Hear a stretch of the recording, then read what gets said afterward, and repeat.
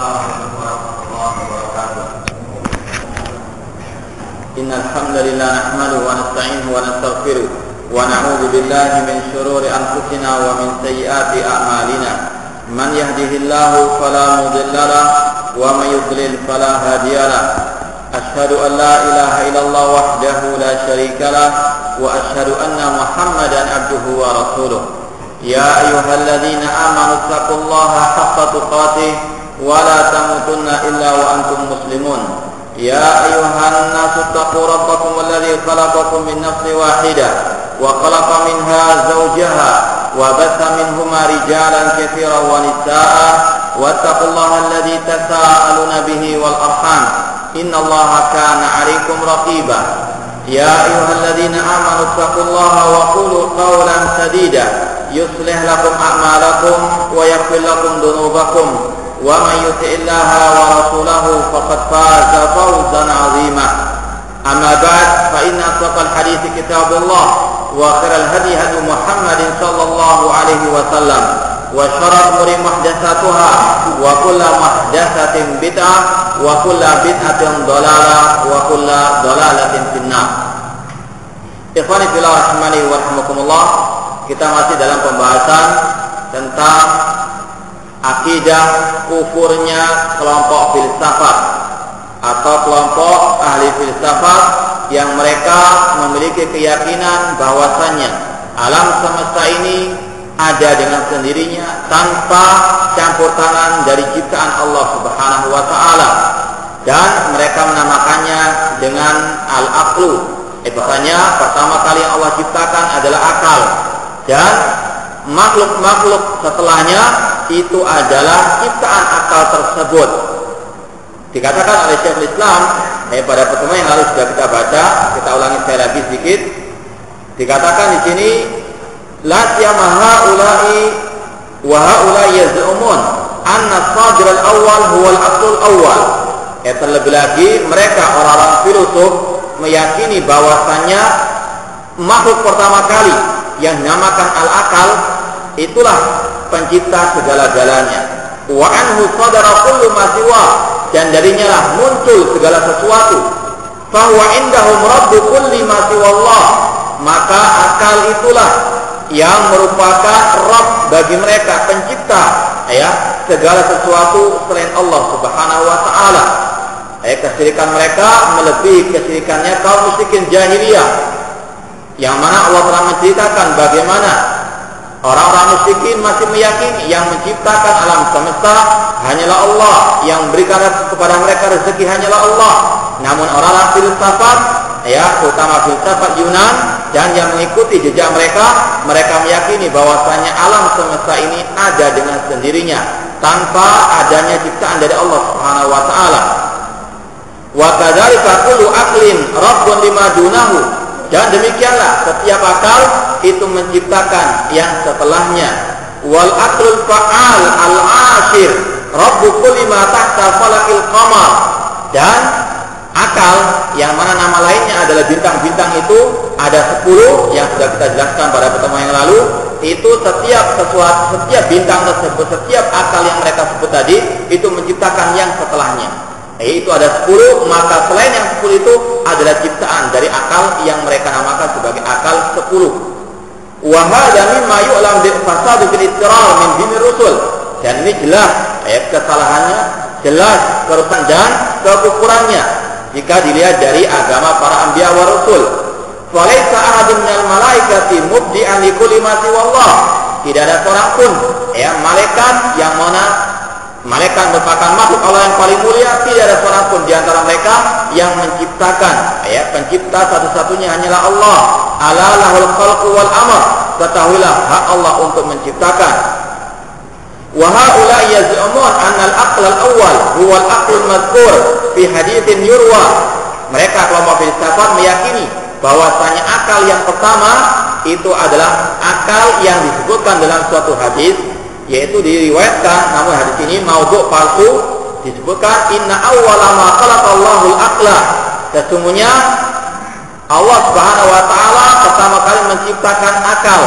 Faqala lahu aqbil, kemudian Allah mengatakan kepadanya aqbil, kemarilah, fa aqbala, Kemudian akal tersebut menuju kepada Allah. Faqala lahu adbir fa adbara. Kemudian Allah mengatakan pergilah engkau, maka dia pun pergi.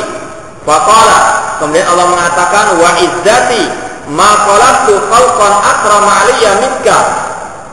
Dan Allah mengatakan demi kemuliaanku tidaklah aku menciptakan suatu makhluk yang lebih mulia di sisiku daripada dirimu wahai akal. Fabika akhudhu, karena mula aku mengambil, wabika u'ti, dan karena mula aku memberi, walakas sawabu wa alaikal iqab, karena mula aku memberikan pahala dan karena mula aku memberikan sanksi. Wa isamunahu aidan al-qalam, ya, mereka menamakan pertama kali al-falak, ya, yaitu bintang atau planet. Kemudian mereka menamakannya sebagai al-aql, kemudian mereka menamakannya juga sebagai al-qalam. Intinya inilah, ya, yang pertama kali tercipta di atas muka bumi ini tanpa ada penciptanya, dan inilah ar-rabb segala sesuatu. Lima rawahu annahu qad ruwiya inna awwala ma khalaqahu al-qalam. Ya, ada riwayat yang mengatakan sesungguhnya Allah pertama kali menciptakan al-qalam, pena. Al-hadis riwayat Imam At-Tirmidzi. Kemudian disebutkan oleh Syekhul Islam, wal hadis alladzi dzakaruhu fil aqal kadzibun mawdu'un. Hadis-hadis yang berkenaan dengan masalah akal itu semuanya dusta, semuanya palsu inda ahlil ma'rifati bil hadis. Menurut ulama ahli hadis, ya, tidak ada satupun hadis yang berkaitan dengan akal. Apa yang berkaitan dengan keutamaan akal itu tidak ada yang sahih sama sekali. Semuanya palsu, semua dusta, semua itu adalah karangan-karangan orang-orang filsafat yang mereka mengkultuskan, menuhankan akal mereka. Namun sebagian kaum muslimin atau anak-anak kaum muslimin belajar di bangku-bangku sekolah tentang hadis yang berkaitan dengan akal, ya. Dikatakan bahwasanya ad-din wal akal, malla akla lahu la dina lahu. Agama itu adalah akal, dan barang siapa tidak punya akal maka dia tidak punya agama. Ini juga hadisnya palsu. Tidak ada seorang pun ahli hadis yang mensahihkannya. Kama dzakara dzalika Abu Hatim Al-Basti. Sebagaimana hal ini dinyatakan oleh seorang ahli hadis Abu Hatim Al-Basti, demikian juga Abu Hasan Ad-Darqutni, demikian pula Ibnu Jauzi wa ghairuhum. Semua ulama ahli hadis sepakat mengatakan bahwasanya hadis-hadis tentang masalah keutamaan akal itu semuanya palsu, semuanya itu dusta. Dan sudah kita pernah jelaskan bahwasanya Allah menciptakan akal itu sebagai nikmat.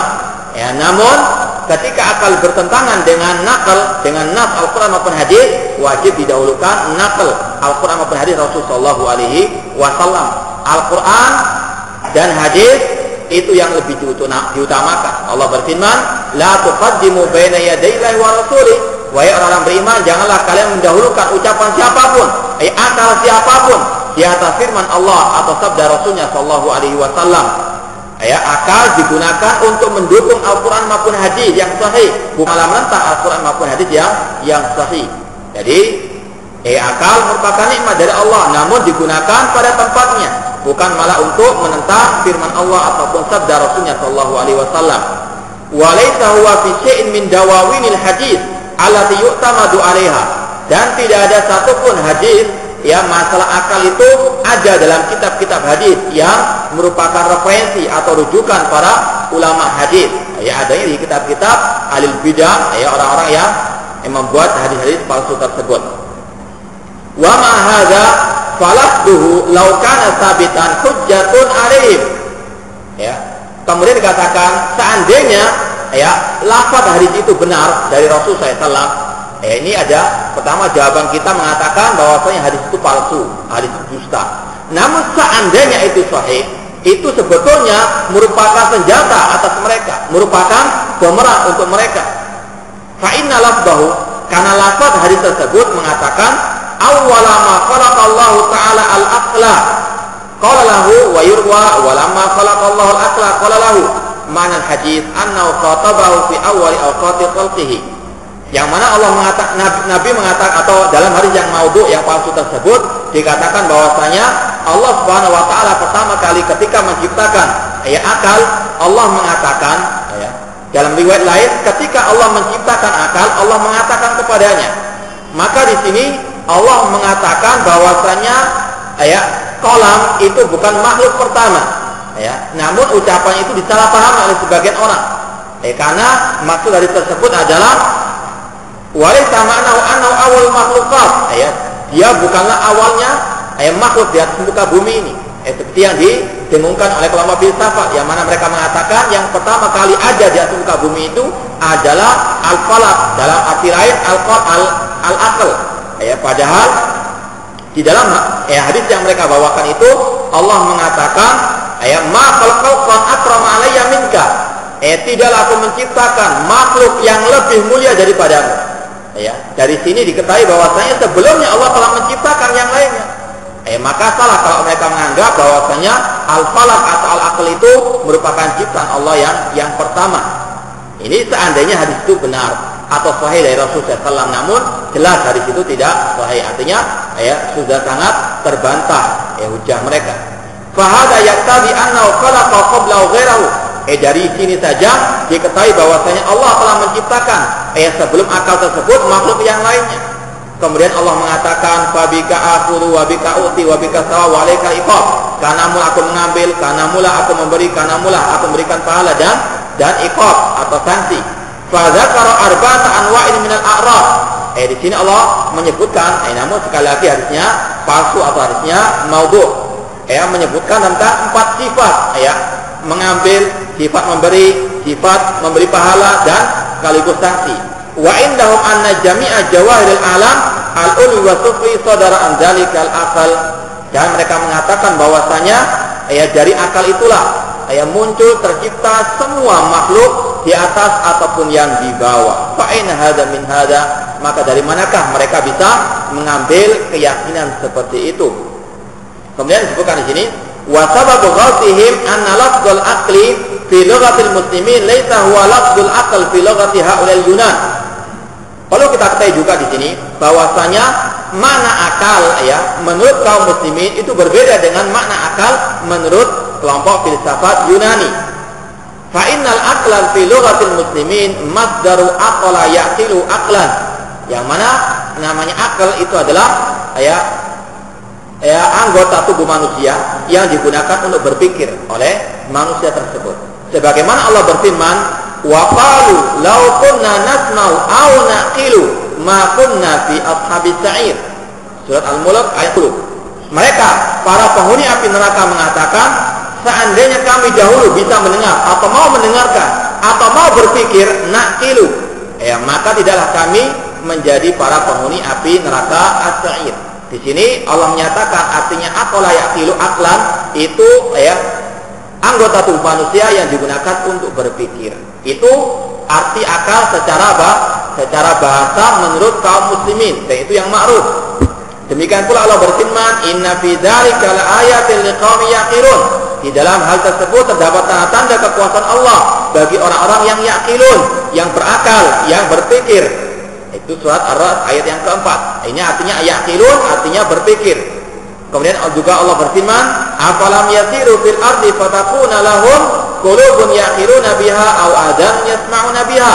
Mengapa mereka tidak mau berjalan di atas muka bumi ini dan mereka memiliki hati yang digunakan untuk berpikir, yaqilun, dan mereka memiliki pendengaran untuk mendengarkannya. Ini akal menurut kaum muslimin untuk berpikir, untuk merenungkan ayat-ayat Allah Subhanahu wa taala. Wa yuradu bil aql al-gharizatu allati ja'alaha Allah taala fil insan fa aqala biha. Yang dimaksud dalam ayat-ayat tersebut, akal adalah al-gharizah, tabiat atau perangai atau anggota tubuh manusia yang Allah jadikan di dalam diri manusia untuk manusia itu berpikir dengannya. Itu akal menurut kaum muslimin, menurut Al-Qur'an, al-kalamullah. Wa amma ulaika fal aql indahum jawharun qaimun bi nafsihi kal aqil. Adapun akal menurut orang-orang filsafat itu adalah suatu zat yang berdiri sendiri, seperti orang, seperti manusia. Padahal kalau menurut kaum muslimin, menurut bahasa dalam Al-Quran juga disebutkan akal tidak akan mungkin terpisah dari diri manusia. Namun mereka mengatakan tidak, akal bisa berdiri sendiri. Walaysa hadza mutabiqan lil lughati rasul. Padahal ini tidak serupa, tidak sama, tidak sesuai dengan apa yang telah diucapkan oleh para rasul. Namanya akal itu sesuatu yang tidak bisa berdiri sendiri tanpa ada orangnya. Wa alamul khalqi indahum kama yadhkuru Abu Hamid alamul ajsam. Ini istilah-istilah orang-orang filsafat, ya, orang-orang yang tidak mau memakai istilah-istilah para ulama atau memakai istilahnya para rasul. Mereka buat istilah-istilah sendiri yang mereka pahami sendiri, yang mereka akhirnya tersesat sendiri. Walaysa hadha mutabiqan li lughatir rasul wa alamul khalqi indahum kama yadhkuru Abu Hamid alamul ajsam. Kata mereka bahwasanya alam, ya, makhluk itu disebutkan oleh Abu Hamid Al-Ghazali itu adalah alamul ajsam, alamnya jasad-jasad manusia. Wa amal uqul wan nufus fa yusammiha alamul amr.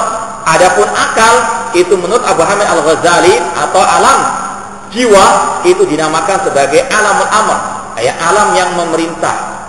Wa qasamal aqal alamul jabarut. Mereka juga memiliki istilah lain, akal adalah alamnya jabarut, alam kekuasaan. Wan nufus alamul malakut, ya, wal ajsam alamul mulki. Istilah-istilah filsafat yang tidak dikenal oleh para anbiya ataupun para rasul.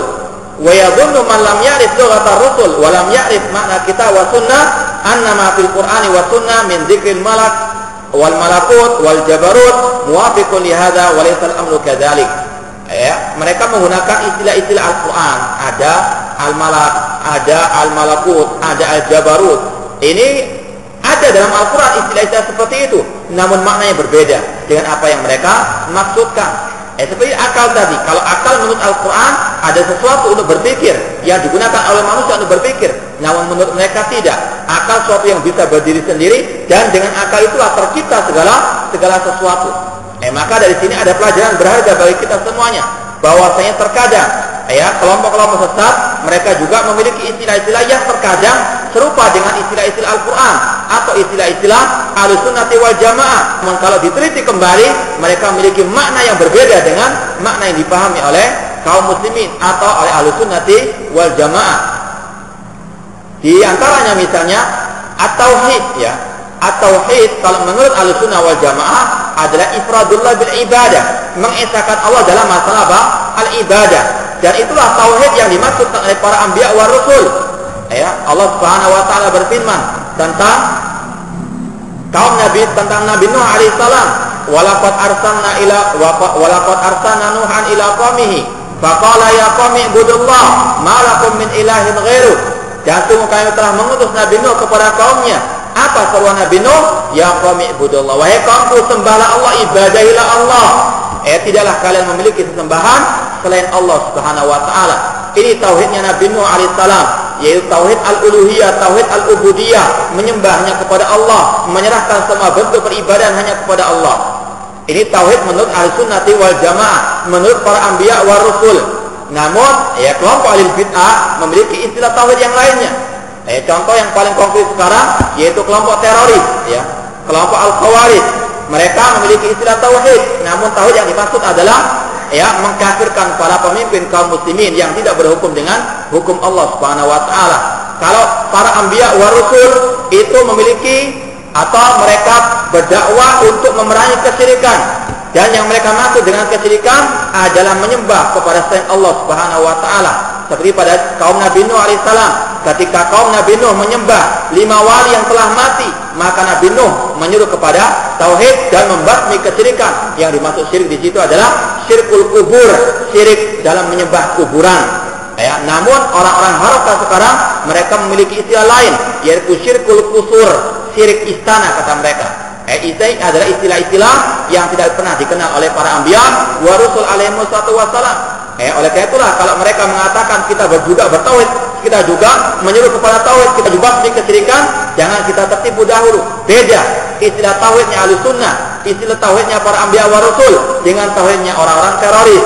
Demikian pula makna syirik menurut anbiya wa rasul berbeda dengan syiriknya orang-orang teroris ataupun kelompok al-khawarij. Maka perlu untuk kita lebih teliti dalam memahami makna atau istilah-istilah yang dipakai oleh sebagian kaum muslimin. Terkadang sama lafadznya, namun maknanya berbeda, dan ini terkadang menipu kaum muslimin. Wa ulai labisuna al muslimin talbisan katsiran. Mereka kelompok filsafat, demikian pula orang-orang al-bidah, khawarij, kelompok teroris, mereka adalah para penipu kaum muslimin. Ya, banyak mereka menipu kaum muslimin. Kaitlatihim anal falak muhdatsun. Seperti contohnya kelompok filsafat, mereka mengatakan bahwasanya al-falak, planet atau bumi atau yang lainnya itu muhdatsun.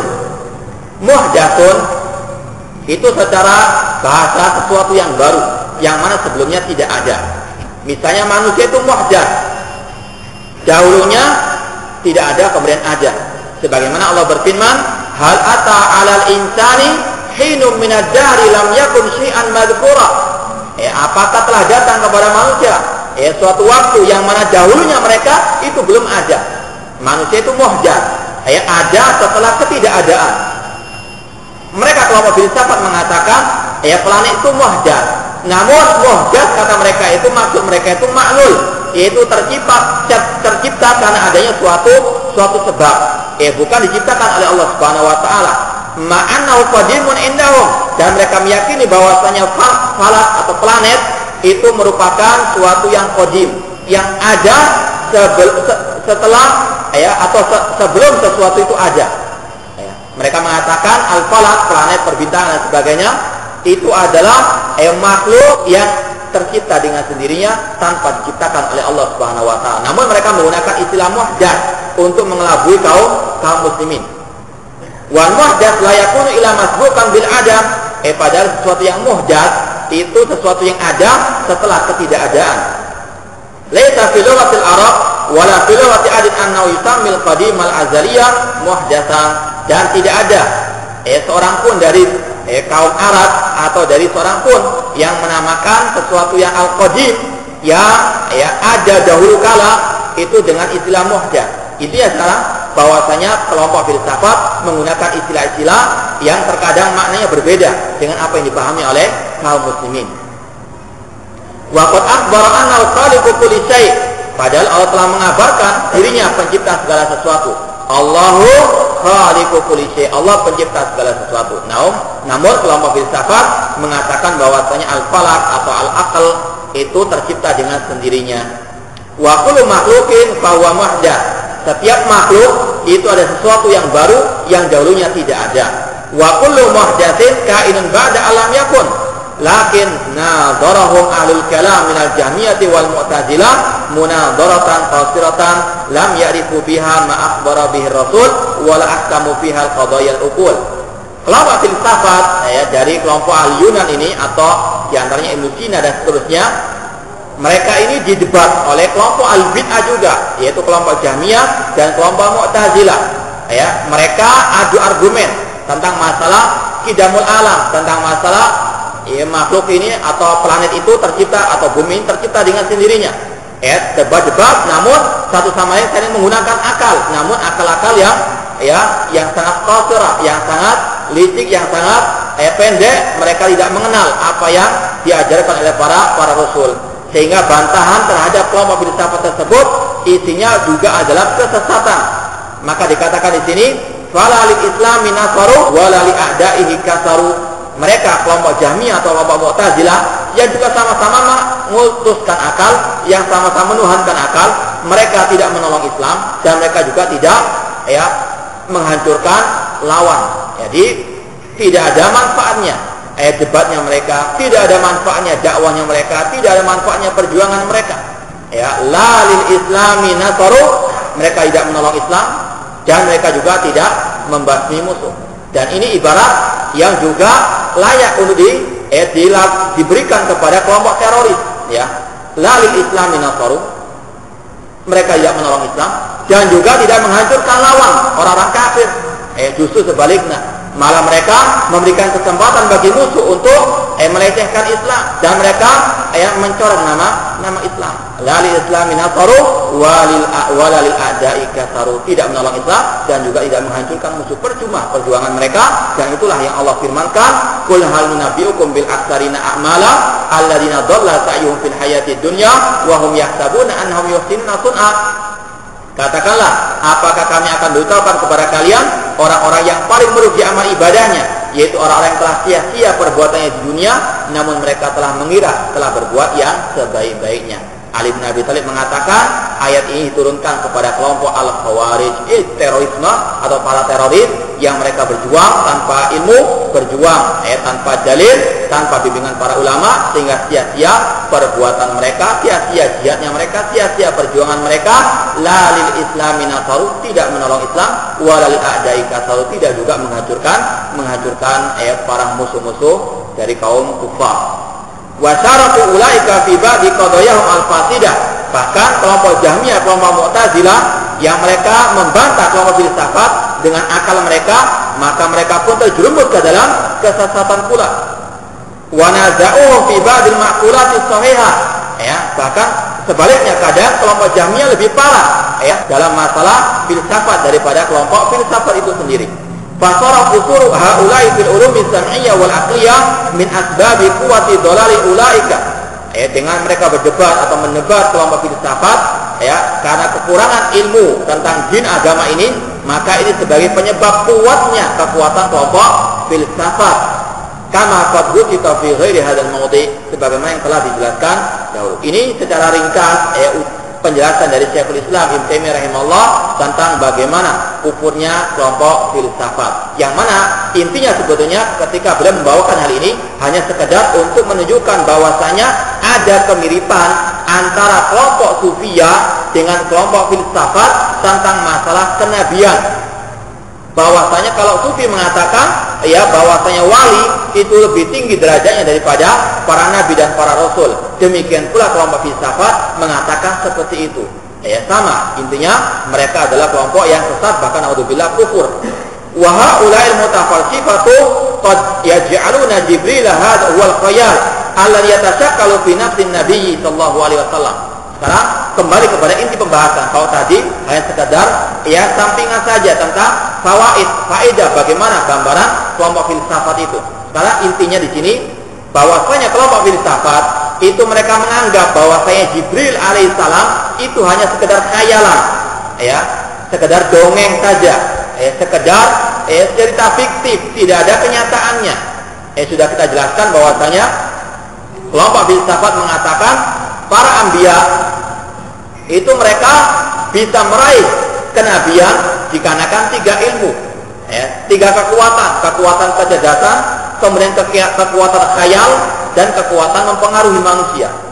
Yang kedua ini adalah kekuatan mengkhayal. Di antaranya para anbiya itu mengkhayalkan kepada manusia ada namanya Jibril, ada namanya Mikail, ada namanya Israfil. Namun pada hakikatnya itu adalah cerita fiktif. Itu hanya sekedar khayalan untuk mempengaruhi manusia agar mengikuti mereka dalam agama ini. Padahal sesungguhnya Jibril itu adalah khayalan, kata mereka.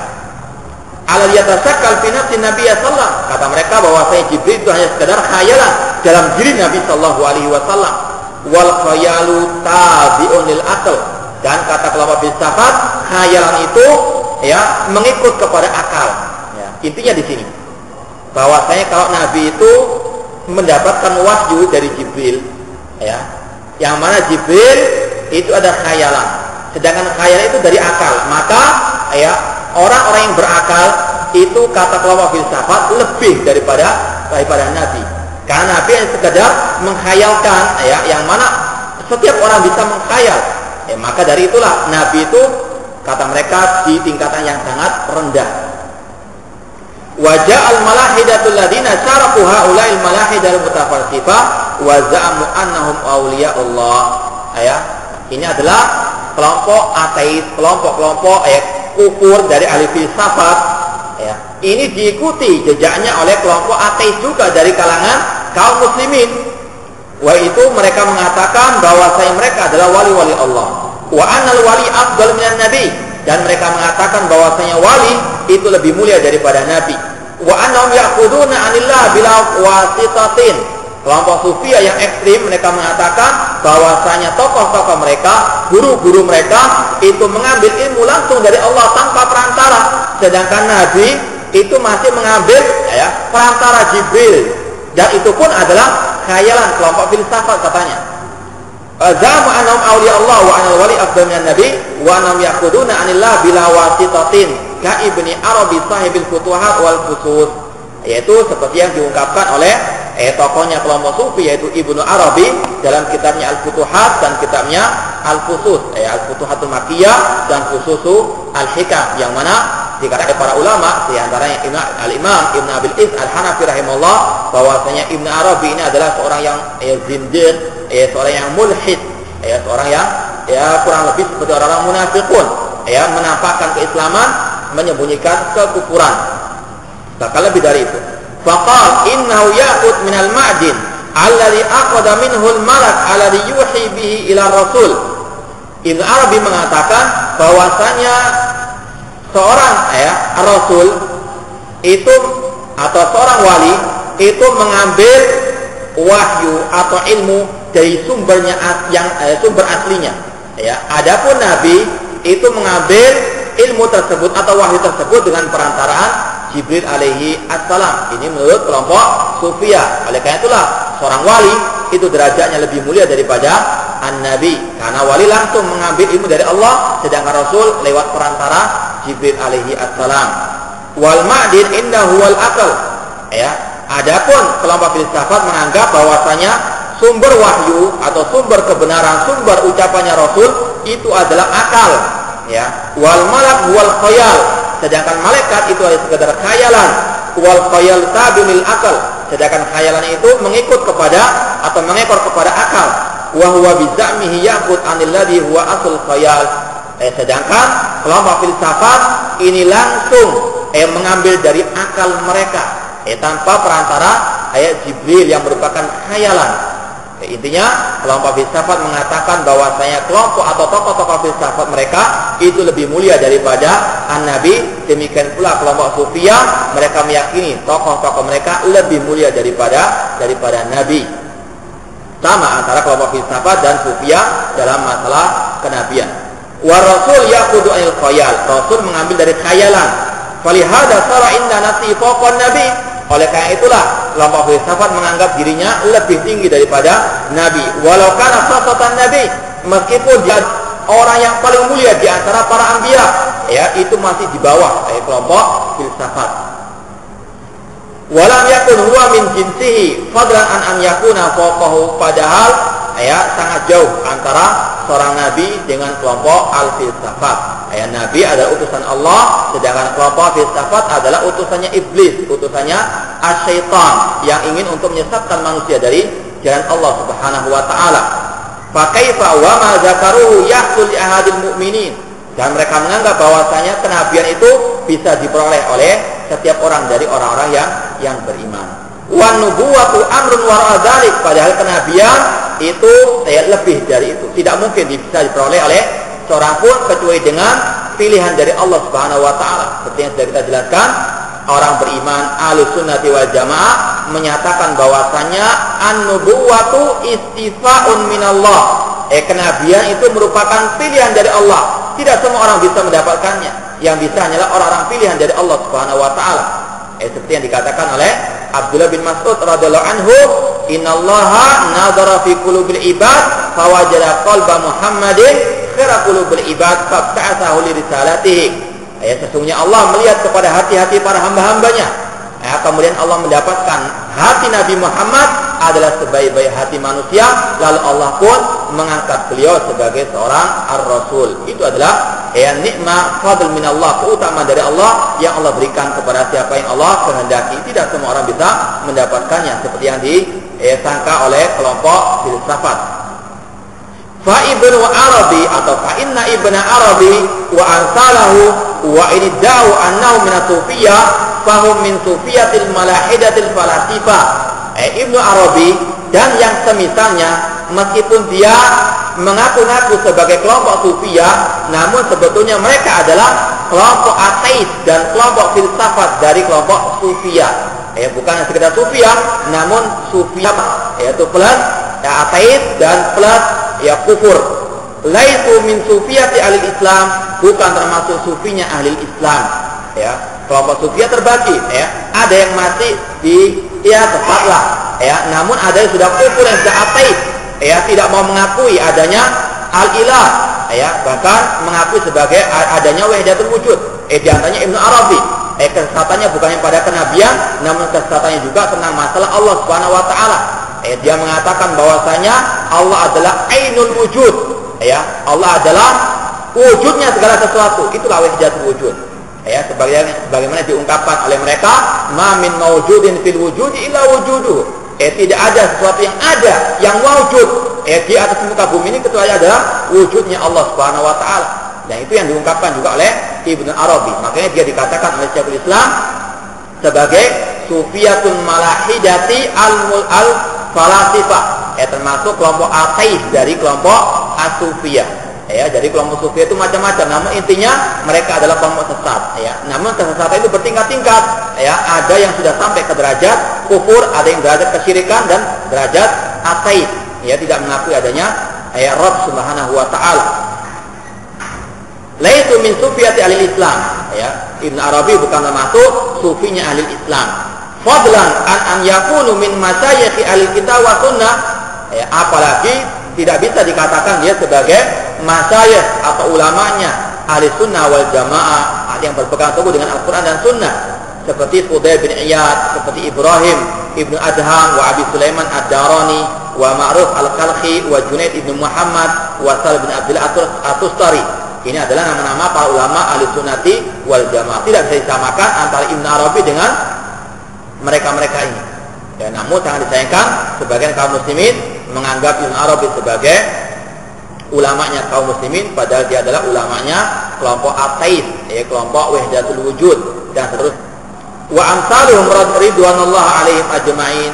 Wallahu subhanahu wa ta'ala qad wasafal malaikata fi kitabi bi sifatin tubayinu qaula haula. Padahal Allah Subhanahu wa ta'ala telah menjelaskan tentang sifat-sifat malaikat yang mana sifat-sifat tersebut bertentangan dengan apa yang mereka katakan. Mereka mengatakan bahwa malaikat itu khayalan, tidak ada wujudnya, padahal Allah telah menyatakan dalam Al-Quran malaikat itu ada wujudnya dan memiliki sifat-sifat dan pernah dilihat oleh manusia dalam bentuk asli atau dalam bentuk yang telah berubah. Sebagaimana Nabi SAW melihat Jibril dengan bentuknya yang asli, 2 kali Rasulullah melihatnya. Di dalam Al-Quran akan disebutkan bahwasanya Rasul melihat wala farra'ahu nazlatan ukhra inda sidratil muntaha. Nabi SAW melihat Jibril dengan bentuknya yang asli pada lain kali, atau pada waktu 2 kalinya pada waktu di Sidratul Al-Muntaha. Kalau orang itu mengatakan bahwasanya Jibril atau malaikat itu khayal, tidak ada bentuknya, maka dia secara otomatis telah mengingkari kufur kepada Al-Quran yang mengatakan bahwasanya malaikat itu ada wujudnya. Namun intinya mereka adalah kelompok ateis yang tidak beriman dengan Allah, tidak beriman kepada malaikatnya, dan tidak beriman juga kepada para anbiya war rusul dan juga para kitab-kitabnya. Allah berfirman, wa qalu ittakhadar rahmanu walada subhana bal ibadun mukramun. Mereka orang-orang musyrikin mengatakan bahwasanya Allah yang Maha Penyayang itu menjadikan malaikat sebagai anak-anaknya. Kelompok musyrikin itu masih lebih ringan kesyirikannya, kekufurannya dibandingkan kelompok filsafat tersebut.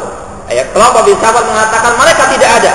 Kelompok musyrikin dari zaman jahiliyah itu masih mengakui malaikat itu ada, meskipun mereka menyimpang dengan mengatakan bahwasanya malaikat itu adalah anak-anaknya Allah Subhanahu wa taala. Subhan, Maha Suci Allah, bal ibadun mukramun. Bahkan para malaikat itu adalah hamba-hamba Allah yang dimuliakan. Di sini Allah menyatakan malaikat itu ibadun, hamba-hamba Allah. Artinya ada wujudnya, bukan khayalan. La yasbiquna bil qawli wa hum bi amri ya'malun. Mereka para malaikat itu sifatnya tidak mendahului ucapan Allah Subhanahu wa taala, dan mereka melaksanakan apa perintahnya Allah. Ya'lamu ma baina aydihim wa ma khalfahum. Allah mengetahui apa yang di belakang para mereka dan apa yang di depan mereka. Wala yashfa'una illa liman irtada. Dan mereka para malaikat tidak bisa memberikan syafaat pada hari kiamat kecuali bagi orang yang diridhai oleh Allah Subhanahu wa taala, wa hum min khasyati mushfiqun. Dan mereka sangat berhati-hati dikarenakan takut kepada Allah Subhanahu wa taala.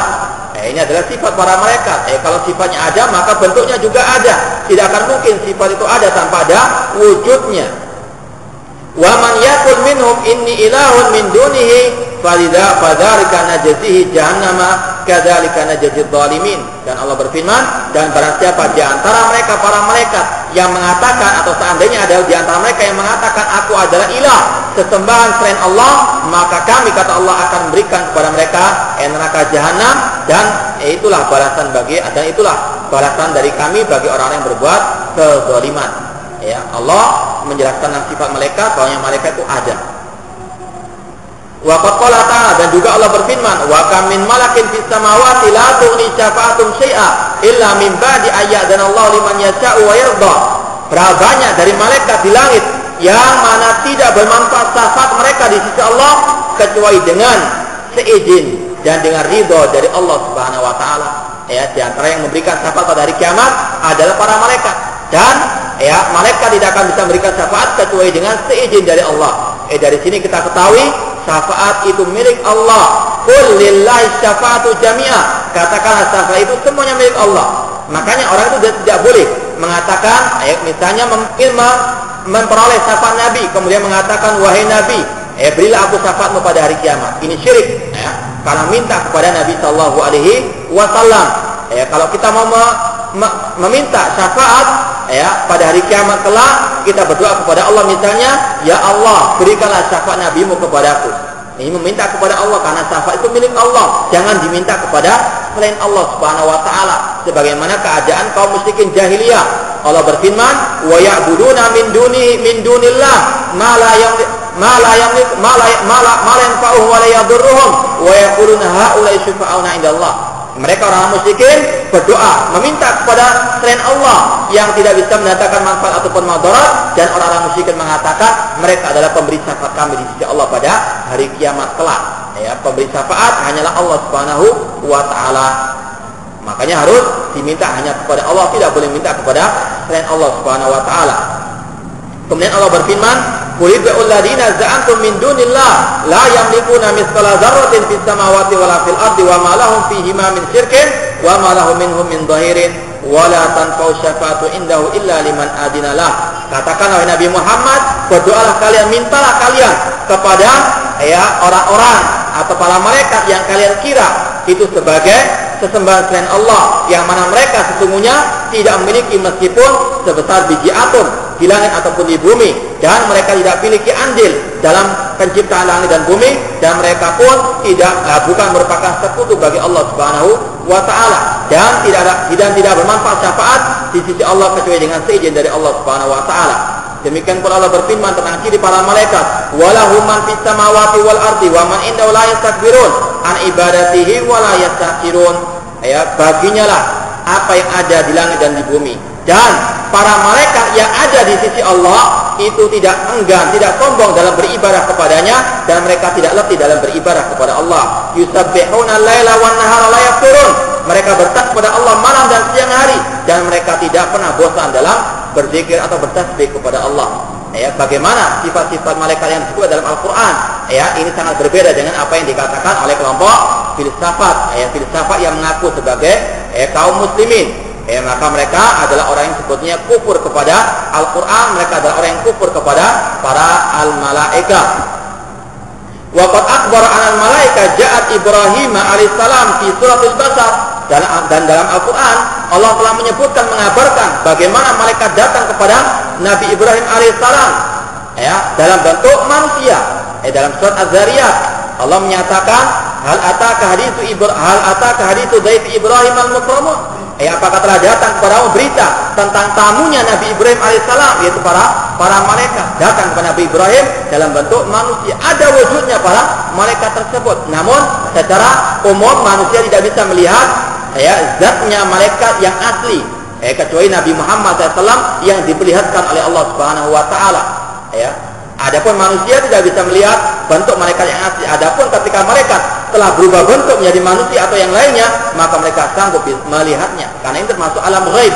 Tidak ada yang bisa mengetahui ghaib kecuali Allah Subhanahu wa taala. Adapun Rasul diperlihatkan oleh Allah Subhanahu wa taala. Alimul ghaibi fala yudhiru ala ghaibi ahadan illa man irtada min rasul. Allah yang mengetahui yang ghaib, dia tidak menampakkan yang ghaib kepada seorang pun kecuali kepada Rasul yang diutus oleh yang diridhai oleh Allah Subhanahu wa taala. Ya, adapun yang lain tidak bisa melihat zatnya mereka dalam bentuk aslinya. Demikian pula dengan jin. Ya, jin dalam bentuk aslinya tidak akan mungkin seorang pun bisa melihatnya. Itu termasuk alam gaib. Allah berfirman, "Innahu yarakum huwa wa qabiluhu min haitsu la tarawnahum." Sesungguhnya jin dan kabilah-kabilahnya itu bisa melihat kalian, sedangkan kalian wahai manusia tidak bisa melihat jin. Maka dusta orang-orang yang mengaku bisa melihat jin dalam bentuk aslinya. Ini adalah kufur karena menganggap telah mengetahui yang kalau bisa dilihat jin tersebut ketika dia sudah berubah bentuknya. Sebagaimana kisah Abu Hurairah radhiyallahu anhu ketika beliau menjaga Baitul Mal, beliau didatangi oleh seorang pencuri, dan pencuri itu adalah seorang jin yang telah berubah bentuknya menjadi manusia. Ketika berubah bentuk bisa dilihat oleh manusia. Adapun belum berubah bentuk atau dalam bentuk aslinya tidak akan mungkin seorang pun bisa melihat jin ataupun para al-malaika. Wa annal malaka tamassala li Maryam basharan sawiyya. Demikian pula pernah malaikat datang kepada Maryam dalam bentuk manusia yang sempurna. Bagaimana bisa dikatakan ini sebagai khayalan? Wa kana Jibril alaihissalam ya'ti lan Nabi sallallahu alaihi wasallam fi surati Dihyatil Kalbi wa fi surati Arabiyyin. Demikian pula Jibril alaihissalam pernah datang kepada Nabi sallallahu alaihi wasallam dalam bentuk Dihyal Kalbi. Kemudian juga pernah datang kepada Nabi sallallahu alaihi wasallam sebagai seorang Arab Badui yang bertanya tentang Islam, iman dan ihsan, tentang kapan hari kiamat. Ini adalah malaikat dengan wujudnya yang sudah berubah bentuk. Intinya ada malaikat tersebut, bukan khayalan seperti yang dituduhkan oleh kelompok filsafat. Sekali lagi, mereka adalah orang yang kufur kepada malaikat, artinya mereka telah kufur dari agama Allah Subhanahu wa taala. Waqad wasafa Allah taala Jibril alaihissalam bi annahu dzu quwwatin inda dzil arsy makin muta'in sama amin. Dan dalam Al-Qur'an Allah menyebutkan bahwasanya Jibril alaihissalam itu cirinya kuwatin, memiliki kekuatan yang sangat luar biasa, dan memiliki kedudukan yang tinggi di sisi Allah yang memiliki arsy, muta'in sama amin, dan dia sangat ditaati oleh para malaikat yang lainnya, dan dia adalah malaikat yang sangat amin, yang sangat amanah, dipercaya. Surat At-Takwir 20-21. Demikian pula wa anna Muhammadan sallallahu alaihi wasallam ra'ahu bil ufuqil mubin. Nabi SAW pernah melihat Jibril pertama kali pada waktu di dunia ini, yaitu pada waktu Jibril menutupi ufuk yang sangat jelas. Surat At-Takwir ayat 23. Wa wasafahu bi anna shadidul quwwah, dan Allah telah mensifati Jibril dia adalah shadidul quwwah, sangat kuat. Dzurratin fastawa, dzurratin yang memiliki kedudukan fastawa, dan dia pun tinggi kedudukan di sisi Allah Subhanahu wa taala. Wa huwa bil ufuqil a'la, dan pada waktu itu Jibril di atas ufuk yang sangat tinggi. Summa dana fatadalla, kemudian dia mendekat kepada Nabi Muhammad, dan semakin dia mendekat fakana qaba qausain au adna, bahkan antara dia dengan Nabi Muhammad SAW itu sejarak 2 kusurpan atau lebih dekat lagi. Fa auha ila abdi ma auha, kemudian Jibril mewahyukan kepada Nabi Muhammad SAW sebagaimana Jibril telah diwahyukan oleh Allah Subhanahu wa taala. Maka dzabal fuadu ma ra'a, hatinya Nabi Muhammad tidak mendustakan apa yang beliau lihat. Afatumarunahu ala ma yara, apakah kalian mendebat Nabi Muhammad atas apa yang dia lihat? Walaqad ra'ahu nazlatan ukhra, dan dia Nabi Muhammad telah melihat Jibril pada waktu yang lain, inda sidratil muntaha, pada waktu di sidratul muntaha, pada waktu Isra wal Mi'raj.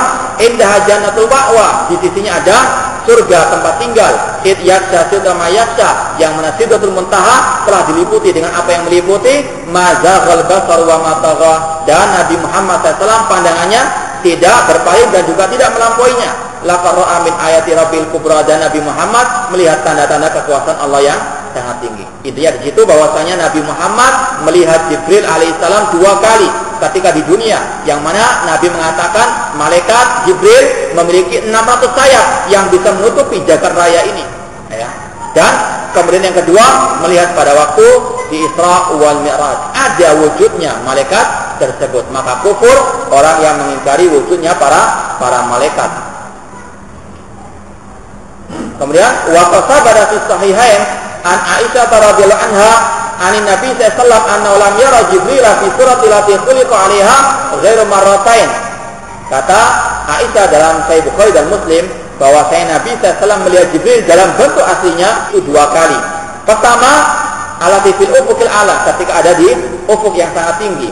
Wan nazatul ukhra inda sidratil muntaha, dan ketika di sidratil al-muntaha.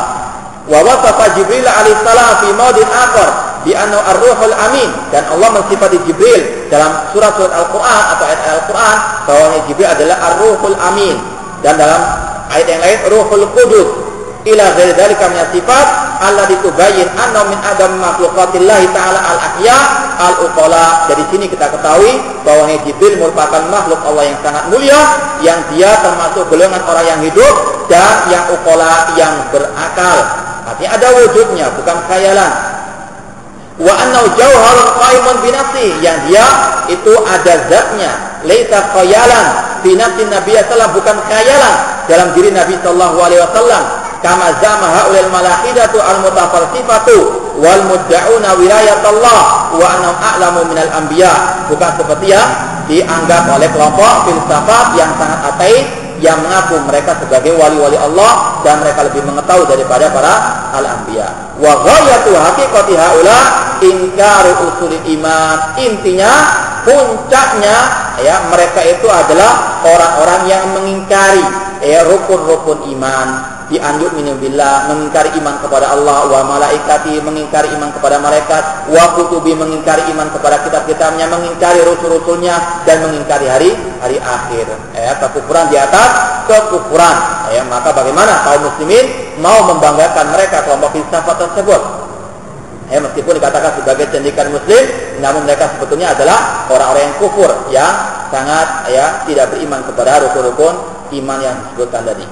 Wa haqiqatu amrihim jahdul khaliqi, hakikatnya kelompok filsafat dan yang mengikuti jejak mereka itu adalah jahdul khaliq, mengingkari adanya al-khaliq, yaitu Allah Subhanahu wa taala. Fa innahum ja'alu wujudal makhluk huwa wujudul khaliq, dikarenakan mereka menjadikan wujudnya makhluk itu adalah wujudnya al-khaliq, yang disilakan dengan wahdatul wujud, manunggaling kaula gusti, bersatunya Allah dengan makhluk. Wa qalu al-wujudu wahidun, mereka mengatakan wujud sesuatu itu cuma satu. Artinya Allah dan makhluk itu telah bersatu, tidak ada perbedaan antara al-khaliq dengan al-makhluk. Bahkan mereka naudzubillah mengatakan ma fil jubbati illallah, tidak ada di jubahku kecuali Allah. Ma ra'aitul kalba wal khinzir illallah, naudzubillah min dzalik. Mereka mengatakan aku tidak melihat babi dan anjing kecuali adalah Allah Subhanahu wa taala. Semua telah bersatu dengan Allah. Dari sinilah mereka mengatakan yang benar itu adalah Fir'aun, yang salah itu Musa.